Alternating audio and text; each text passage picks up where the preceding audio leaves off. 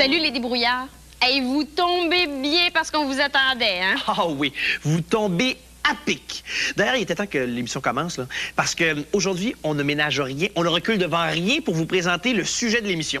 Ça tombe! Ah, et puis pour tomber, ça va tomber.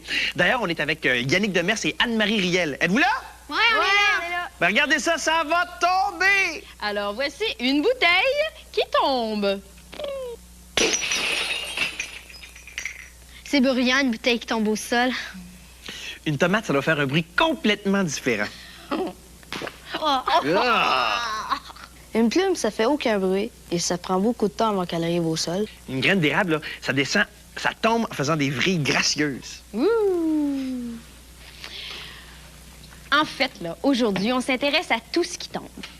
Ben, où tu t'en vas, Grégory? On a encore plein de choses à faire tomber, là. Oui, je sais, mais à force de voir des choses tomber, là, j'ai peur de me ramasser à terre. Je pense que je commence à avoir le vertige. Oh! Le vertige.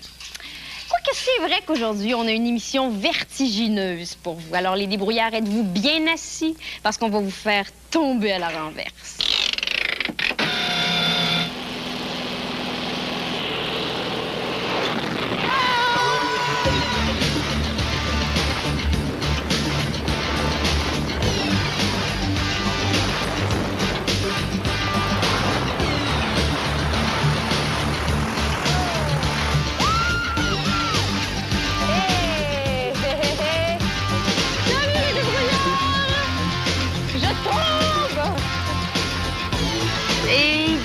Je me suis laissée tomber à 1000 mètres d'altitude. Évidemment, j'avais un parachute et il s'est ouvert automatiquement dès que j'ai quitté l'avion. C'est extraordinaire! Mais pour les vrais amateurs de parachutisme, comme Michel Lemay, le véritable sport, c'est la chute libre. Ça veut dire déclencher soi-même l'ouverture de son parachute après s'être laissé tomber pendant environ 1 minute. Maintenant, le gros intérêt dans le sport, c'est lorsqu'on fait des chorégraphies aériennes.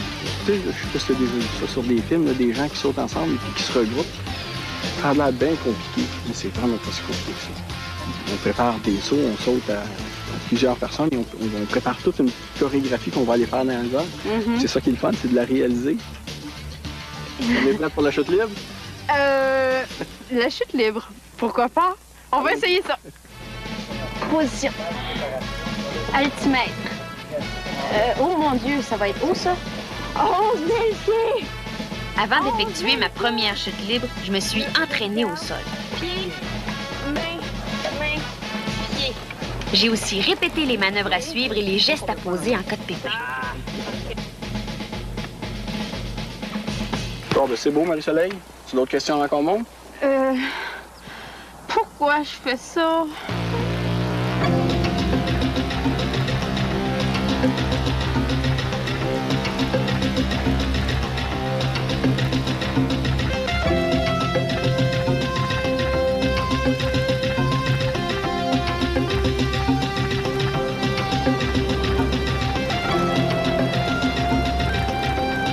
Wow! Quelle sensation! Et le plus étonnant, c'est qu'on n'a même pas l'impression de tomber. Non, on a l'impression de voler comme un oiseau. Pourtant, on tombe à la vitesse de 200 km/h.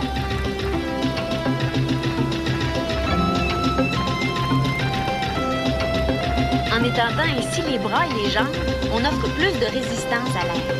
Ça permet de ralentir la vitesse de chute. Si je voulais faire un vrai saut en chute libre, toute seule, sans instructeur, il faudrait que je fasse encore 6 sauts assistés. Attention, à environ 1500 mètres, je vais ouvrir mon parachute. Et voilà! Ma vitesse de chute passe maintenant de 200 à 20 km/h en 8 secondes. Salut Marie-Soleil, félicitations pour ta première chute libre. Bienvenue dans celle de Farnham. Grâce à un petit radioémetteur intégré à mon casque, j'étais en contact avec un instructeur au sol. Vers la gauche. OK. Ça va faire un demi-tour à droite. Un demi-tour à droite. Les débrouillards, vous en reviendrez pas. Faut que vous essayiez ça, c'est fantastique. Préparez les deux bras bien en haut. Freine. Super. OK, lâche dans un. Lâche dans un. Sur l'autre. Et ça. Super. Félicitations. Hey! Youhou! Hey! Ah, c'était merveilleux! Félicitations. C'était super. Bon, en tout cas, les gars, là, vous m'avez pas laissé tomber. Je suis en train d'expérimenter une force universelle. Tellement universelle qu'on la retrouve partout dans l'univers. Oui, c'est la force d'attraction ou la gravité. Si les objets tombent, là, s'ils sont attirés par le sol, c'est parce que la Terre exerce une telle force. Mais les effets de la gravité, là, on les expérimente tous les jours. Puis ils nous apparaissent tellement évidents qu'on oublie à quel point ils sont utiles et indispensables. Mais essayez de vous imaginer quelle vie on mènerait sans la gravité.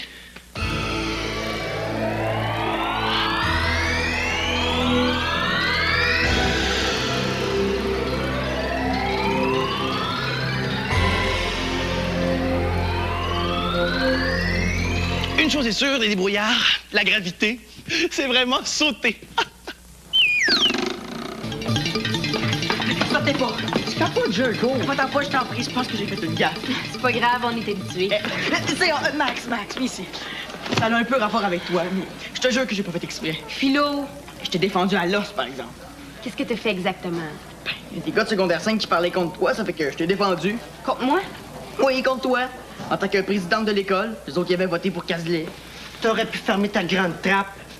Allez, finir par me dire ce qui se passe. Tu vas te débrouiller avec tes propres gaffes, Philo Tremblay. Mais qu'est-ce que t'avais à parler contre Cazelet devant du monde que tu connaissais même pas? J'ai juste dit qu'il était un petit peu prétentieux. Puis épais. Eh, sais-tu devant qui t'as dit ça? Un genre d'armoire à glace. Il me semble qu'il a mal pris. Ben oui, c'est le cousin de Cazelet. Tu peux dire adieu à tes lunettes. Tu vas pas me laisser tomber. C'est toi qui as parti de balle, Philo, c'est toi qui vas le finir. Le cousin de Cazelet, il est ceinture noire en judo, puis il t'attend au parc à 7 h, mon homme. Prise 1. Action. Ce simple petit crayon est le point de départ d'un vaste concours de remue-ménage qui a été lancé à travers tous les cégeps du Québec. L'enjeu de ce concours était de créer une machine à la fois raffinée, esthétique, artistique, scientifique et compliquée. On a avec nous en studio Martin Amiotte, et Martin est l'un des grands gagnants de la finale provinciale du concours Science, on tourne. Salut Martin. Bonjour. Alors c'est ça ta fameuse machine, en quoi ça consiste au juste? C'est une machine à faire tomber un crayon. C'est quoi l'idée, là? Pourquoi vous avez décidé de faire ça?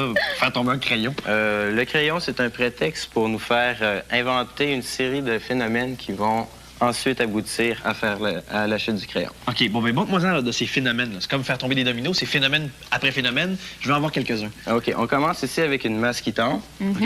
On prend l'énergie de la gravité pour faire tourner la roue qu'il y a là. OK.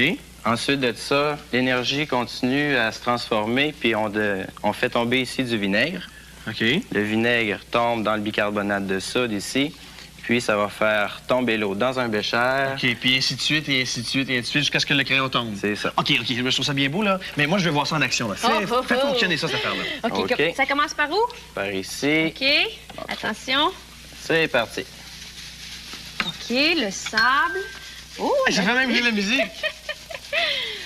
Wow! Ah, puis ça descend lentement, en plus. Tout descend en même temps, regarde ça. Regarde ça. Wow! Puis ça continue à jouer de la musique en même temps? Oui. Ta, ta, ta. Oh. Bon. OK, le vinaigre va OK, tomber. attention, le vinaigre va tomber. Oh, OK, le vinaigre est parti. Hi! Ah, regarde ça! Juste... Wow! Hey, c'est une réaction chimique, ça? Oui. Ouh là là! Et l'eau Là, le qui bécher tombe. se remplit tranquillement. OK. Ça a des drôles d'odeurs, hein? Oui, c'est les solutions chimiques ici. Ouf! Ouais, t'as un peu de tout là-dedans. Ça sent fort. Alors, l'eau qui se remplit... Ah, Oh, regarde, ça vient de pèse. descendre. OK, c'est Encore la c'est gravité. lourd. Ici aussi, ça descend. Qu'est-ce qui se passe, là? OK, là, quand il va y avoir assez de... Parti. Mon Dieu. Oh, regarde ça. Ça aussi, ça tombe. Il y a une balle. Est-ce qu'on est proche du crayon? Oui, le crayon devrait tomber Ça s'en vient? bientôt. Il y en a combien en tout des étapes, là? 87 étapes en 87 secondes. Et là, on arrive au moment tant attendu, là. Le crayon va tomber. Là, Ça sera pas long. le ballon se dégonfle. Ben oui, regarde, à l'intérieur, le ballon se dégonfle. Attention. Ça s'en vient. Ça s'en vient. Ah! Il est tombé! Ouais! Hey, merveilleux! Bravo. Hey, Martin, Ça a dû te prendre un temps fou pour monter tout ça? On était 3 dans l'équipe, puis à 3, on a passé une centaine d'heures là-dessus. Ah, ben, félicitations, mon vieux. Oui, phénoménal. Merci. Bravo. OK, vous êtes prêts? Oui. OK. Si je vous dis ça tombe dans la forêt, à quoi vous pensez? Des feuilles. Des feuilles, c'est très bon. À quoi d'autre aussi? Des fruits. Des fruits aussi. Puis à quoi d'autre aussi on pourrait penser? Ben là, c'est tout. Non, mais en fait, toute la forêt tombe. Hein? Toi, toute la forêt? Attention, attention! Non, mais pas tout en même temps. Pas tout en même temps. Non, mais il n'y a pas de danger. Il n'y a pas de danger. Parce que ce que je veux dire quand je dis que la forêt tombe, je veux dire que c'est quelque chose de très, très graduel. Ça peut être des fois sur des centaines d'années même. Ouais, c'est vrai que dans le fond, en ce moment, il n'y a rien qui tombe. Hein? Non, c'est vrai, tu as raison. Mais par contre, si on regarde autour de nous, comme c'est par exemple ici, il y a un arbre qui est mort, qui est tombé. C'est triste.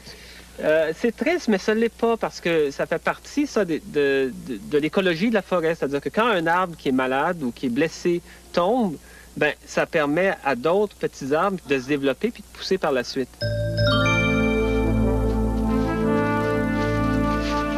Michel, pourquoi les petits arbres doivent attendre qu'il y en ait un gros qui tombe avant de pousser? Mais quand un arbre tombe, comme on en a un ici, et comme on est dans une région là, où il y a des arbres qui sont tombés, ça a créé dans la forêt une ouverture, puis ça permet au soleil d'entrer. Puis à ce moment-là, tous les petits arbres qui sont ici sont capables de pousser. D'ailleurs, des fois, il y a des petits arbres comme celui-ci qu'on a devant nous, qui peuvent avoir des fois jusqu'à 10 ou 15 ans, qui ne sont pas plus hauts que ça, mais qui ont attendu tout le long de leur vie qu'il y ait une ouverture dans la forêt, pousser puis grandir. Michel, qu'est-ce qui va arriver avec tous les troncs d'arbres puis les branches qui sont à terre?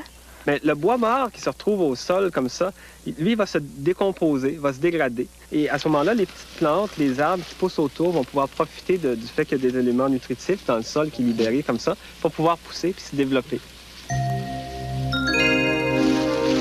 Dans le fond, les feuilles aussi, ça se décompose, hein? Oui, donc les feuilles qui tombent, celles qu'on voit ici, ce sont les feuilles qui sont tombées à l'automne dernier et qui vont se décomposer. Puis quand on regarde un peu plus en profondeur, on voit des feuilles encore plus décomposées. Ce sont les feuilles tombées dans les années passées qui vont refaire le sol et à partir desquelles donc, les plantes vont pouvoir se nourrir aussi et se développer.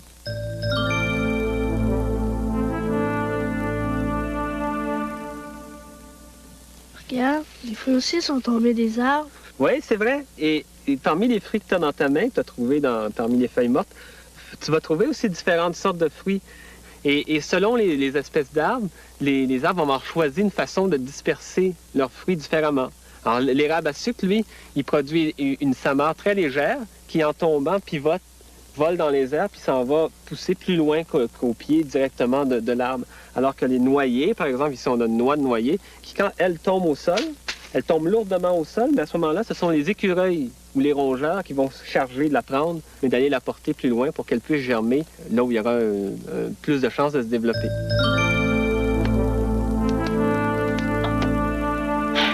Savez-vous ce qui tombe le plus dans la forêt? C'est les moustiques. Ils tombent sur les nerfs. Je l'ai eu. Oh ben, tiens. Oh ben, je vais t'en faire, moi je l'ai eu. Mais, ah ben, moi aussi je t'ai eu. Tiens, je t'ai eu, moi. Hein? Non, non!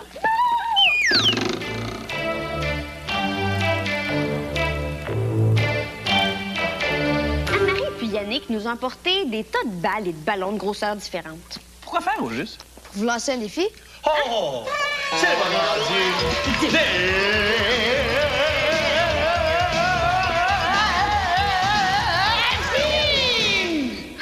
On vous lance un défi de faire bondir une balle ou un ballon plus haut que vous, seulement en le laissant tomber.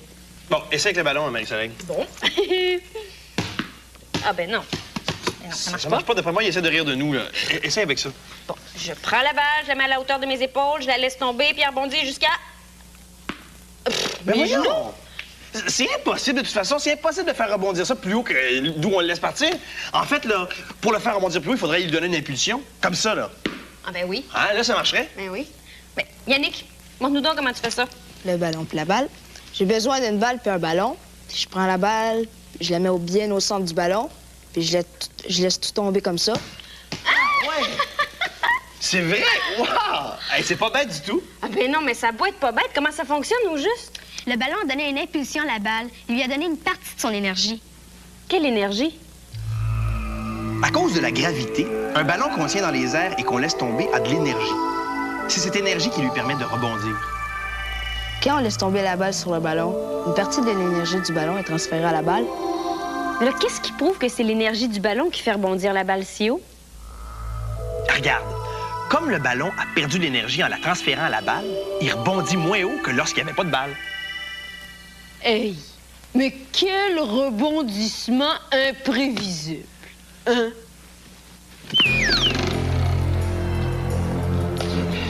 On peut pas déjà être parti au parc, il est même pas 6 heures. C'est peut-être jeté en bas d'un pont. Sa place, c'est ça que je ferais. Moi aussi. Ayez pas peur pour moi, j'ai de bonnes nouvelles. Le cousin de Cazelet t'a rappelé? Il a annulé la bataille? Non, il vient juste de m'appeler pour savoir si je serai à l'heure. Puis tu y vas? Oui, monsieur.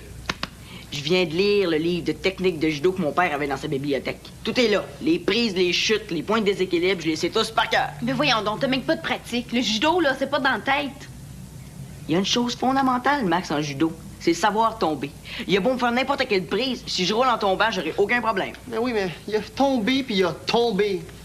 Amenez-en des ceintures noires, ça me fait pas peur. Non, je vais aller parler, là, tu iras pas au parc te faire planter par ma faute. Tu veux porter atteinte à mon honneur, c'est ça? Non, non.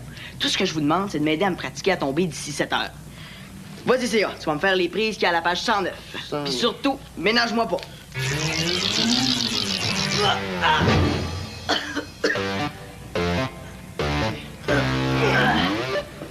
Ça va, ça va. Ça va? Oui, prise 2. OK, prise 2.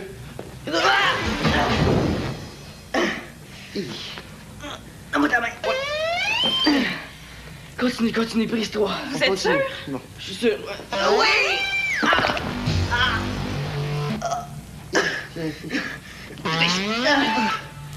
Ouch. Vas-y, prise 5. Encore? Oui, oui. Bon. Philo, ça va? Je pense que tu roules pas assez. Moi, je pense que ma technique est pas tout à fait au point. Ton offre d'aller parler tient toujours, Max? Hey, ici! Quelle élégance! Quel homme viril je suis! Ah, bonjour. Voilà, c'est Gino. Moi, quand je marche dans la rue, toutes les femmes, elles tombent. Je pense qu'elles aiment l'image que je projette. Vous savez, c'est pas facile d'être un tombeur de femmes. Prenons mon cas, par exemple. Moi, ce matin, en prenant ma douche, j'ai constaté qu'il y avait des cheveux qui tombaient de ma tête. Je les ai ramassés dans le fond du bain. 98. Ah, je vous le jure, je les ai comptés. Rendez-vous compte qu'on a entre 100 000 et 150 000 cheveux sur la tête? Mais commencez-vous à comprendre l'ampleur du drame? D'ici 3 ans, je vais être, pour ainsi dire, chauve. Ah! Voyons donc, Gino, tu t'en fais pour rien. Tes cheveux qui tombent, là, ils vont repousser. Tu crois? Mais oui! Tout le monde perd ses cheveux, c'est tout à fait normal. Si tu regardais un cheveu au microscope, tu verrais une tige recouverte de minuscules écailles. Cette tige, c'est le cheveu. C'est une matière morte. Il y a seulement la racine du cheveu qui est vivante. Chaque cheveu pousse pendant une période de 3 à 7 ans. Ensuite, c'est la chute du cheveu, puis une nouvelle pousse. Mais est-ce qu'il n'y a pas de danger que je devienne, pour ainsi dire, chauve? Ah, bien, s'il y a des chauves dans ta famille, il y a des chances. Sinon, les risques sont très, très faibles parce que la calvitie, ça se transmet de façon génétique. Alors, tu crois que je pourrais garder ma merveilleuse chevelure? Ben, si j'étais toi, Gino, je me soucierais plus de tes nombreuses pellicules. Quoi? Pellicules? Ces affreux petits bouts de peau qui tombent du cuir chevelu! Oh. Ben oui, mais oui, regarde ça, toutes ces petites peaux mortes, là. Tout le monde a des pellicules qui tombent du cuir chevelu, sauf que toi, t'en produis en plus grande quantité.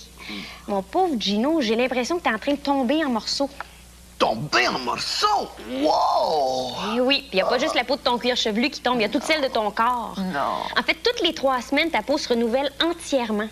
Ce qu'on voit là, la première couche de l'épiderme, en fait, c'est de la peau morte qui va tomber. Ah! Les bras m'en tombent! J'ai plutôt l'impression que c'est ton image qui vient de tomber. Pas vrai, Gino?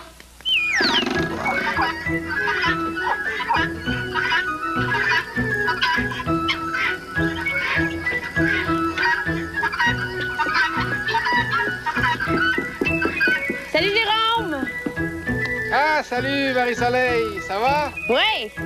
Ça avance les rénovations? Oh, pas trop vite. Mais, attends-moi, j'arrive. Es-tu fou? Jérôme, t'es-tu fait mal? Il rit. T'es pas fait mal? Je t'ai joué un tour, hein? Hey, qu'est-ce que c'est, ça? C'est un matelas pour sauter.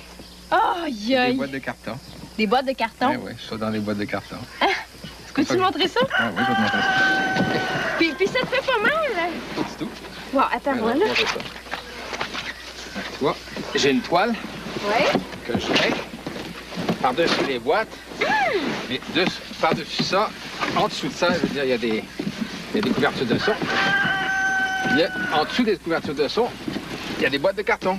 Alors tu vois, j'ai défoncé une boîte de carton, 2 boîtes de carton, une autre là. On va partir dans... Tu vois, regarde ça ici. Ah, wow! Tu vois, celle du fond, regarde celle du fond. Intact. Intact.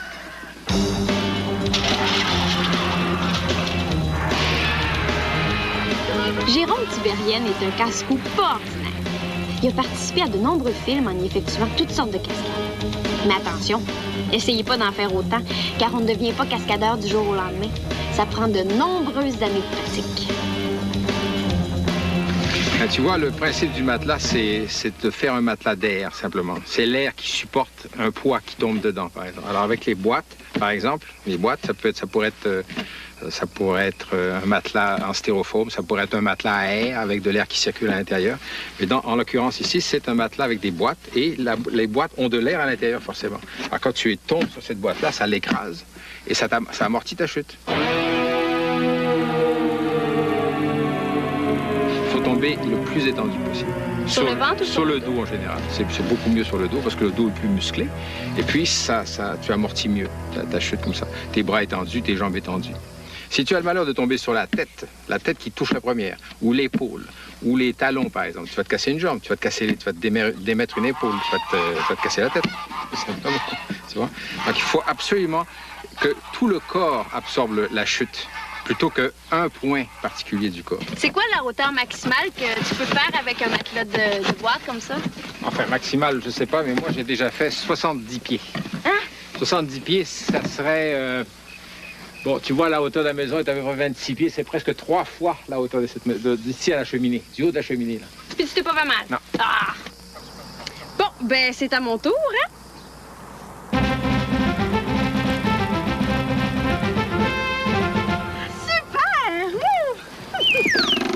L'autre jour, là, il m'est arrivé une aventure incroyable. Je revenais du supermarché, là, fait que je passe à travers le parc pour rentrer chez nous. À un moment donné, je perds l'équilibre, ça fait que là, catastrophe, j'échappe tous mes œufs par terre. Là, je regarde. Qu'est-ce que je vois? Tu me croiras pas. Tous mes œufs étaient entiers. Il n'y en a pas un seul qui s'était cassé. Tu me crois pas? Je me doutais bien que tu serais sceptique. Eh bien, j'ai préparé une petite démonstration.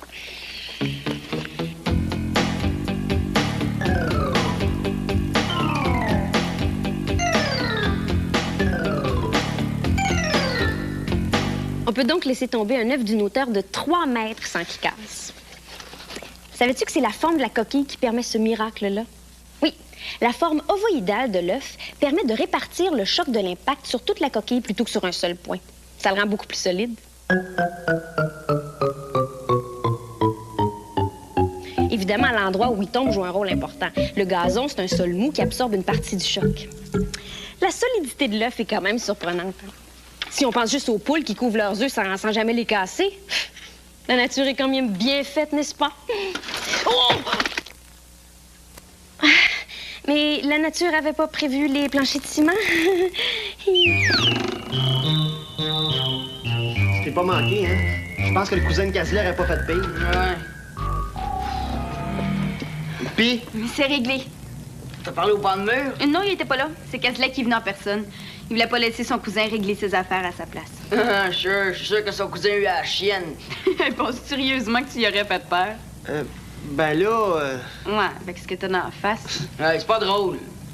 Ça peut te rassurer, là. Ça s'est très bien passé. À ce point-là, Ouais, il m'a même dit qu'il était très content que je sois la présidente de l'école. Il trouve que je fais du bon travail. Mais voyons donc, Cazelet, c'est le pire perdant de la Terre. Ça veut dire que son cousin va se tenir tranquille? Il a dit à son cousin que s'il levait le petit doigt contre toi, il aurait affaire à lui personnellement. Mais qu'est-ce qu'il y a, Cazelet? Il est donc bien cool. Il est tombé sur la tête? Non, mais il me fait un aveu qui va vous faire tomber par terre, par exemple. Quel genre d'aveu? Il est tombé en amour avec moi. Cazelet? Max? Puis en plus, là, je me rappelle d'une fois, là, où je me suis fait prendre dans un orage, OK? Puis là, il y avait des grêlons gros comme ça qui me tombaient sur la tête. Ça faisait assez mal! C'est sûr, c'est à cause de la gravité, ça. La gravité, c'est bien utile, mais quand ça nous tombe dessus, là, c'est moins drôle. Hey, vous pensiez quand même pas que ça allait nous tomber dessus, hein? Salut, les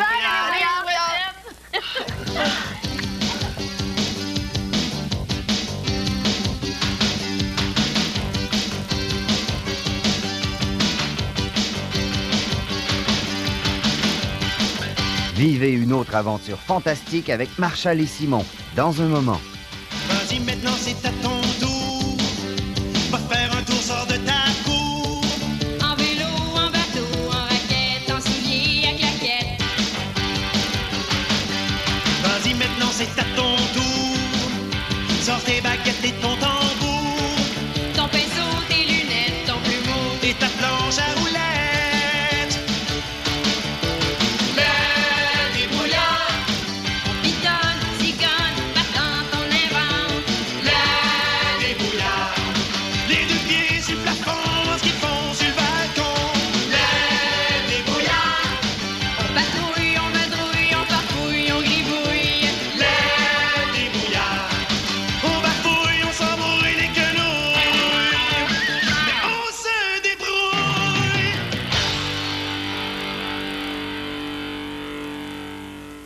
Chute libre. Ça veut dire déclencher soi-même l'ouverture de son parachute après s'être laissé tomber pendant environ 1 minute. Maintenant, le gros intérêt dans le sport, c'est lorsqu'on fait des chorégraphies aériennes. Tu sais, je sais pas si tu as déjà vu ça sur des films, là, des gens qui sautent ensemble et puis qui se regroupent. Ça a l'air bien compliqué, mais c'est vraiment pas si compliqué que ça. On prépare des sauts, on saute à plusieurs personnes et on prépare toute une chorégraphie qu'on va aller faire dans les airs. C'est ça qui est le fun, c'est de la réaliser. On est prêt pour la chute libre? La chute libre. Pourquoi pas?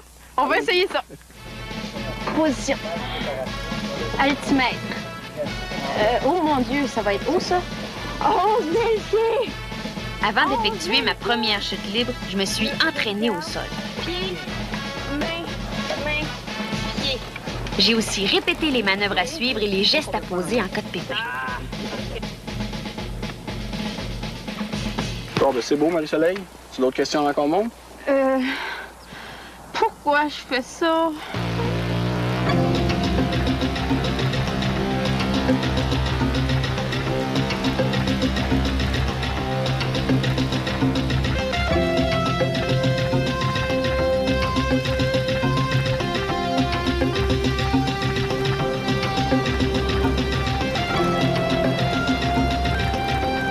Wow!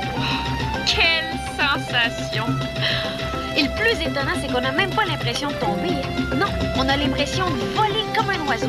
Pourtant, on tombe à la vitesse de 200 km/h.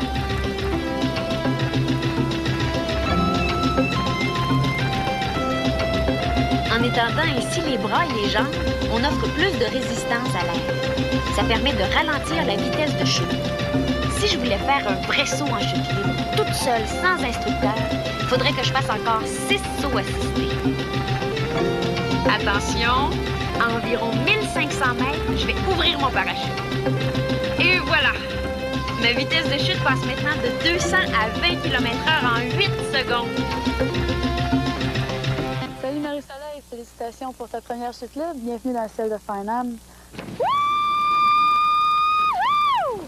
Grâce à un petit radio-émetteur intégré à mon casque, j'étais en contact avec un instructeur au sol. Vers la gauche.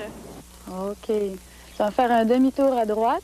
Cours de remue-ménage qui a été lancé à travers tous les cégeps du Québec. L'enjeu de ce concours était de créer une machine à la fois raffinée, esthétique, artistique, scientifique et compliquée.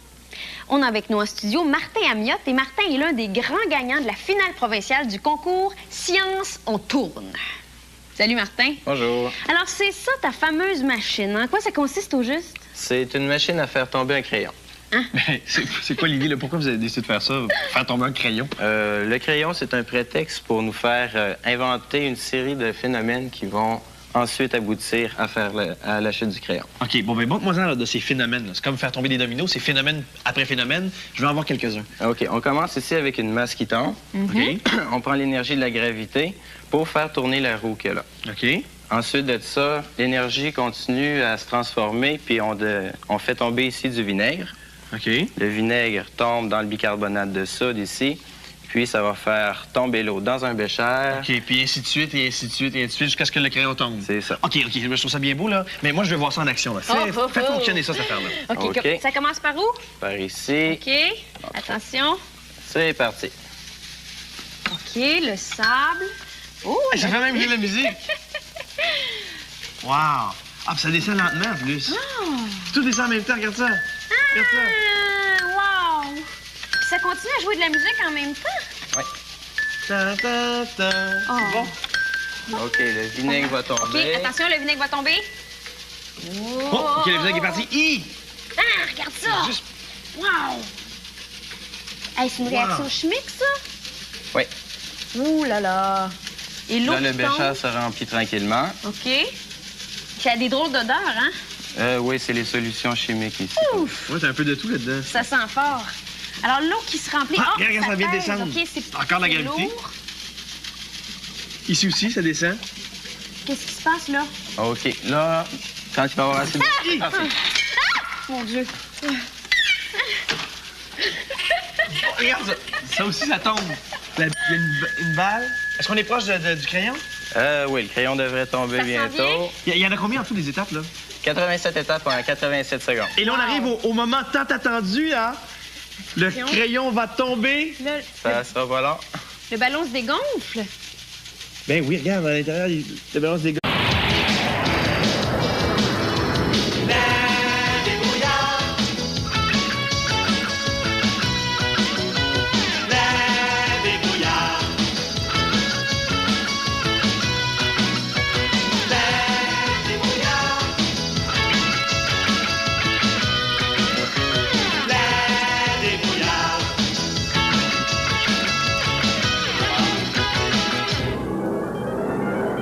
Salut les débrouillards.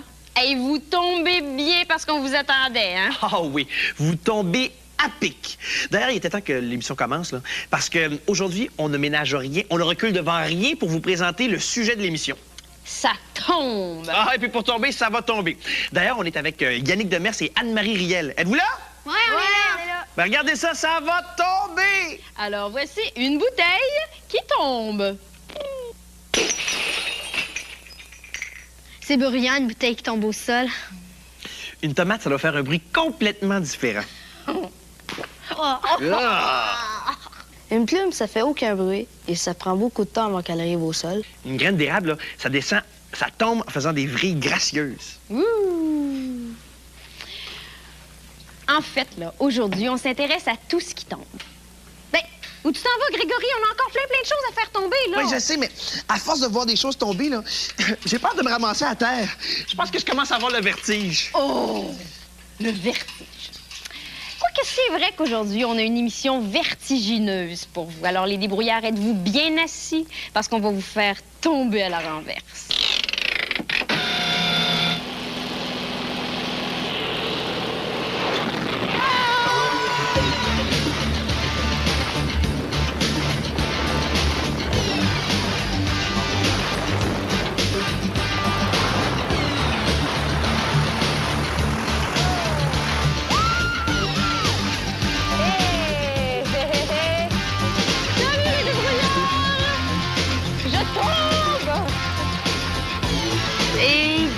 Je me suis laissée tomber à 1000 mètres d'altitude. Évidemment, j'avais un parachute et il s'est ouvert automatiquement dès que j'ai quitté l'avion. C'est extraordinaire! Mais pour les vrais amateurs de parachutisme, comme Michel Lemay, le véritable sport, c'est la... Attention. Ça s'en vient. Ça s'en vient. Ah! Il est tombé! Hey! Hey, merveilleux! Hey, Martin, ça a dû te prendre un temps fou pour monter tout ça? On était 3 dans l'équipe, puis à 3, on a passé une centaine d'heures là-dessus. Ah, ben, félicitations, mon vieux. Oui, phénoménal. Merci. Bravo. OK, vous êtes prêts? Oui. OK. Si je vous dis ça tombe dans la forêt, à quoi vous pensez? Des feuilles. Des feuilles, c'est très bon. À quoi d'autre aussi? Des fruits. Des fruits aussi. Puis à quoi d'autre aussi on pourrait penser? Ben là, c'est tout. Non, mais en fait, toute la forêt tombe. Hein? Toi, toute la forêt? Attention! Attention! Non, mais pas tout en même temps! Pas tout en même temps! Non, mais il n'y a pas de danger. Il n'y a pas de danger. Parce que ce que je veux dire, quand je dis que la forêt tombe, je veux dire que c'est quelque chose de très, très graduel. Ça peut être des fois sur des centaines d'années même. Oh, ouais, c'est vrai que dans le fond, en ce moment, il n'y a rien qui tombe. Hein? Non, c'est vrai, tu as raison. Mais par contre, si on regarde autour de nous, comme c'est par exemple ici, il y a un arbre qui est mort, qui est tombé. C'est triste.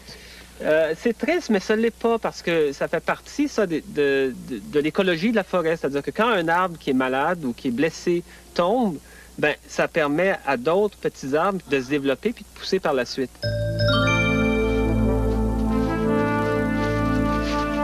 Michel, pourquoi les petits arbres doivent attendre qu'il y en ait un gros qui tombe avant de pousser? Mais quand un arbre tombe, comme on en a un ici, et comme on est dans une région là, où il y a des arbres qui sont tombés, ça a créé dans la forêt une ouverture, puis ça permet au soleil d'entrer. Puis à ce moment-là, tous les petits arbres qui sont ici sont capables de pousser. D'ailleurs, des fois, il y a des petits arbres comme celui-ci qu'on a devant nous, qui peuvent avoir des fois jusqu'à 10 ou 15 ans, qui ne sont pas plus hauts que ça, mais qui ont attendu tout le long de leur vie qu'il y ait une ouverture dans la forêt, pousser puis grandir. Michel, qu'est-ce qui va arriver avec tous les troncs d'arbres puis les branches qui sont à terre? Mais le bois mort qui se retrouve au sol comme ça, lui, va se décomposer, va se dégrader. Et à ce moment-là, les petites plantes, les arbres qui poussent autour vont pouvoir profiter du fait qu'il y a des éléments nutritifs dans le sol qui est libéré comme ça pour pouvoir pousser puis se développer. Dans le fond, les feuilles aussi, ça se décompose, hein? Oui, donc les feuilles qui tombent, celles qu'on voit ici, ce sont les feuilles qui sont... Un demi-tour à droite. Les débrouillards, vous en reviendrez pas. Il faut que vous essayiez ça, c'est fantastique. Préparez les deux bras bien en haut. Freine. Super. OK, lâche dans un. Lâche dans un. Sur l'autre. C'est ça. Super. Félicitations. Hey! Youhou! Hey! Bravo! C'était merveilleux. Félicitations. C'était super. En tout cas, les gars, là, vous m'avez pas laissé tomber. Je suis en train d'expérimenter une force universelle. Tellement universelle qu'on la retrouve partout dans l'univers. Oui, c'est la force d'attraction ou la gravité.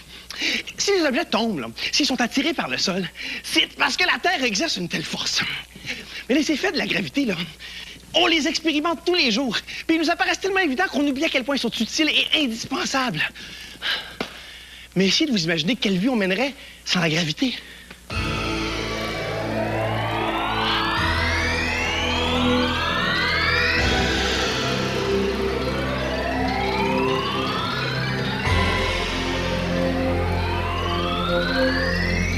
Une chose est sûre, les débrouillards, la gravité, c'est vraiment sauter.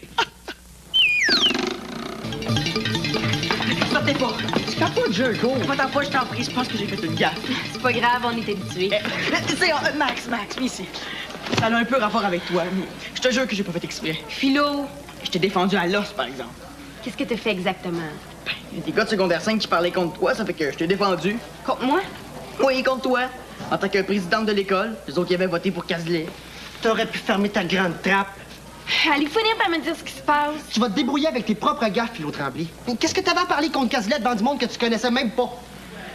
J'ai juste dit qu'il était un petit peu prétentieux. Puis épais. C'est-tu devant qui t'as dit ça? Un genre d'armoire à glace. Il me semble qu'il a mal pris. Mais oui, c'est le cousin de Cazelet. Tu peux dire adieu à tes lunettes. Tu vas pas me laisser tomber. C'est toi qui as parti le bal, Philo, c'est toi qui vas le finir. Le cousin de Cazelet, il est ceinture noire en judo, puis il t'attend au parc à 7 h, mon homme. Prise 1. Action. Ce simple petit crayon est le point de départ d'un vaste concours.